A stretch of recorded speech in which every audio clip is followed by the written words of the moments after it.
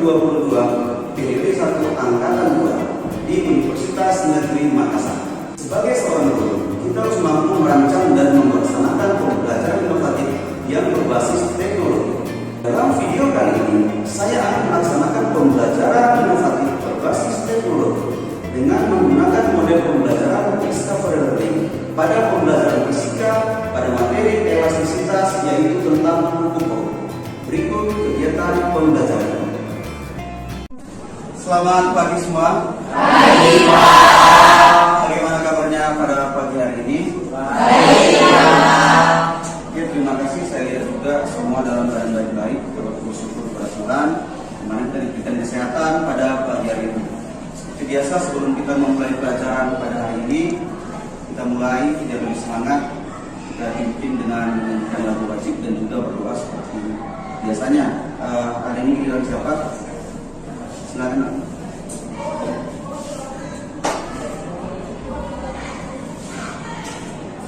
Sebelum memulai pembelajaran kita, ada baiknya kita bernyanyi terlebih dahulu. Oke, terima kasih kepada media yang memimpin doa dan penyanyi. Sebelum memulai pelajaran, seperti biasa saya memeriksa kehadiran atau absensi. Sambil saya memeriksa kehadiran, silakan dipersiapkan alat-alat tulis, baik itu perhatikan di sekitarnya apakah masih ada sampah, biar kamu bisa belajar dengan tenang. Silakan absennya, Amanda. Terima kasih untuk hari ini, semuanya sudah hadir. Adapun yang menjadi topik pembelajaran kita pada hari ini yaitu mengenai elastisitas, terkhusus pada materi hukum. Sebelum saya masuk ke dalam materi ini, perlu disampaikan sebenarnya apa manfaat ketika kita mempelajari mengenai elastisitas atau hukum. Apa sih manfaat bagi kita? Atau apa manfaat dalam kehidupan sehari-hari? Ada beberapa manfaat yang bisa kita temukan ketika mempelajari hukum. Itu yang pertama, kalau kamu perhatikan, yaitu pada sepeda motor ataupun pada mobil terdapat ada shockbreaker. Tahu shockbreaker? Pegasnya atau pernya itu untuk apa sebenarnya? Mengurangi benturan. Bayangkan ketika jalan berlubang itu tidak ada shockbreakernya, atau ketika muatannya lebih berat. Itu yang pertama. Jadi masih banyak manfaat-manfaat lain ketika kita mempelajari elastisitas, yaitu khusus dengan hukum. Ada beberapa tujuan pembelajaran yang ingin dicapai pada pagi hari ini. Bisa kamu lihat di depan. Setelah mengikuti proses pembelajaran melalui model Discovery Learning dengan pendekatan saintifik, diharapkan peserta didik dapat. Lihat, ada beberapa yang perlu kita capai dalam pertemuan ini. Yang pertama, membedakan sifat benda elastis dan benda plastis dengan benar. Yang kedua, menganalisis pengaruh daya terhadap pertambahan panjang pegas dengan teliti dan benar. Yang terakhir, mempresentasikan hasil percobaan dengan jelas dan benar. Inilah yang menjadi tujuan pembelajaran yang akan kita capai pada pertemuan ini. Di sini ada beberapa istilah yang saya temukan. Yang pertama, mengenai elastis. Siapa yang tahu apa yang dimaksud dengan elastis?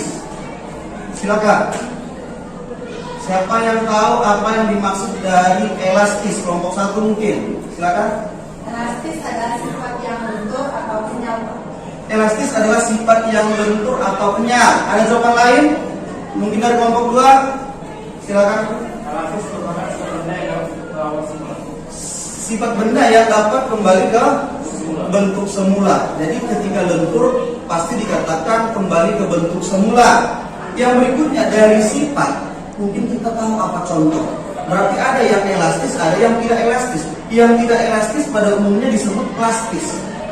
Coba siapa bisa memberikan contoh benda elastis dan plastis? Dari kelompok mana? Tiga.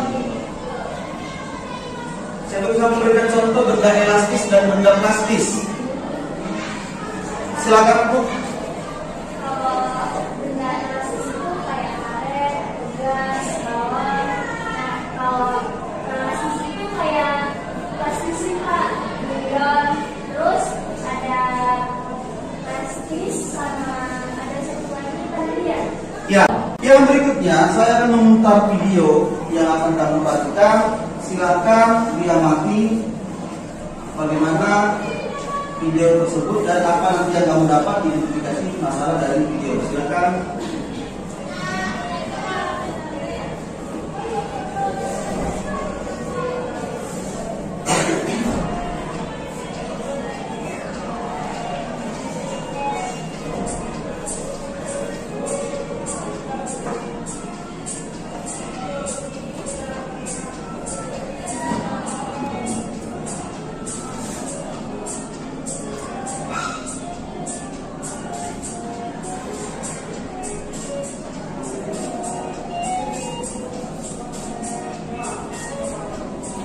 Nah, jadi sudah melihat video, berarti saya ingin mengetahui apa identifikasi masalah atau pertanyaan yang muncul di satu pertanyaan atau di suatu pernyataan yang kamu lihat dari video yang setelah kamu amati. Ya, siapa yang pertama? Mungkin dari sini ada. Ya, silakan siapa? Jadi Pak, kan tinggi yang anak-anak lompat di trampolin tadi beda-beda. Nah, apa penyebab yang menyebabkan mereka lompat itu beda-beda? Apa yang menyebabkan tinggi lompatan itu berbeda-beda? Yang pertama, yang berikutnya siapa lagi yang bisa memberikan? Tidak berurutan juga tidak masalah, misalkan dari kelompok 4 langsung juga boleh. Silakan lihat identifikasi masalah. Siapa yang memberikan? Ya, silakan Mas. Mengapa anak-anak itu dapat melompat secara berulang-ulang di atas trampolin tersebut? Mengapa anak-anak itu dapat melompat secara berulang-ulang di atas trampolin tersebut? Ada lagi yang mengidentifikasi masalah yang tadi? Ya, silakan. Apa yang terjadi jika ketapel ditarik oleh gaya yang sangat besar? Apa yang terjadi jika ketapel ditarik oleh gaya yang sangat besar? Identifikasi masalah yang ketiga. Ada yang keempat? Ya, silakan. Ketika ditarik kemudian dilepas, ketapel dapat kembali ke posisi. Ya, dia mendapatkan permasalahan ketika ditarik kemudian dilepas, ternyata ketapel tersebut kembali ke bentuk semula. Berarti ada beberapa pertanyaan ataupun masalah yang telah kalian temukan. Untuk dapat menjawab pertanyaan tersebut, silakan lakukan diskusi sesuai dengan kelompok yang sudah ditentukan. Untuk itu sekarang bentuk kelompok sesuai dengan yang sudah ditentukan. Mulai dari sekarang silakan dibentuk kelompoknya. Nah, selama 5 menit ini coba kamu cari informasi baik dari buku paket, boleh juga dari internet, berarti dari handphone, yaitu mengenai hukum Hooke. Silakan gali dulu informasi mengenai hukum Hooke dari handphone atau internet dan dari buku paketmu.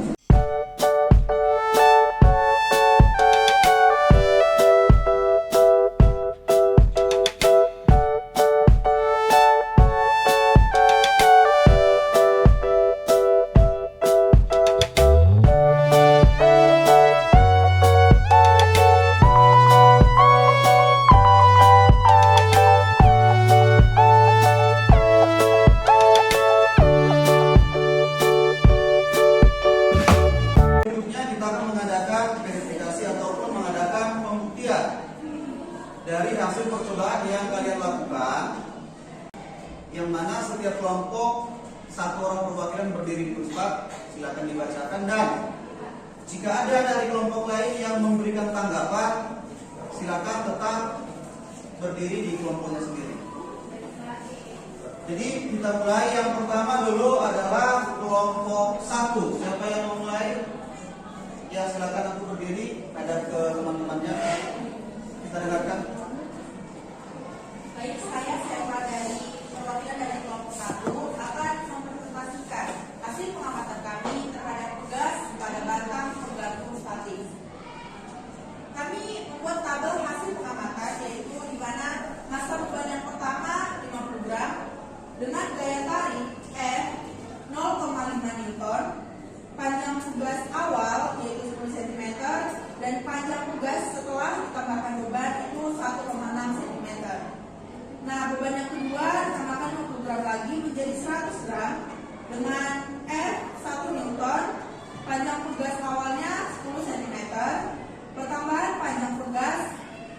menjadi 3,1 cm. Nah, bagaimana hubungan antara gaya yang bekerja dengan pertambahan panjang pegas? Gaya yang bekerja pada pegas berbanding lurus dengan pertambahan panjang pegas.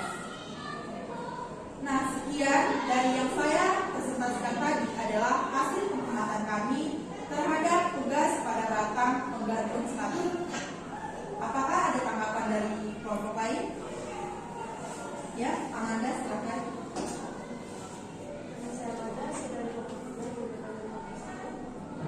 Mengapa pertumbuhan panjang di kelompok kalian itu berbeda dengan panjang kelompok kalian? Sedangkan panjang bola-bolanya itu sama, yaitu 1 cm. Terima kasih atas tanggapannya Amanda dari kelompok 3.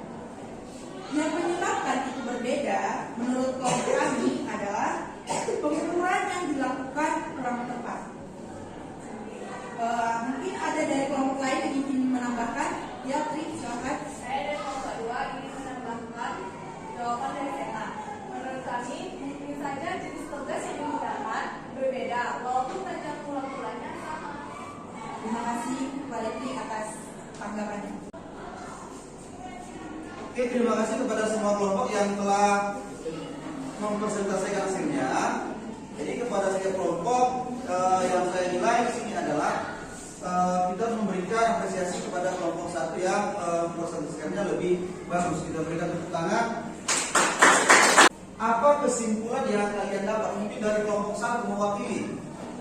Siapa yang memberikan kesimpulan yang sudah didapat dari kegiatan kita hari ini? Silakan. Berdiri aku ya. Ini kesimpulan dari kelompok kami, semakin besar masa yang digantungkan pegas, maka pertambahan panjang pegas semakin besar. Kesimpulan yang ketiga, ya silakan. Kesimpulan yang kami dapat dari hasil diskusi kami ya, gaya pegas sebanding dengan pertambahan panjang pegas. Oke, terima kasih. Kelompok 3 memberikan kesimpulan bahwasanya gaya tarik yang dikerjakan pada pegas sebanding dengan pertambahan panjang pegas. Itu kesimpulan dari kelompok 3. Ada kesimpulan dari kelompok 4? Silakan.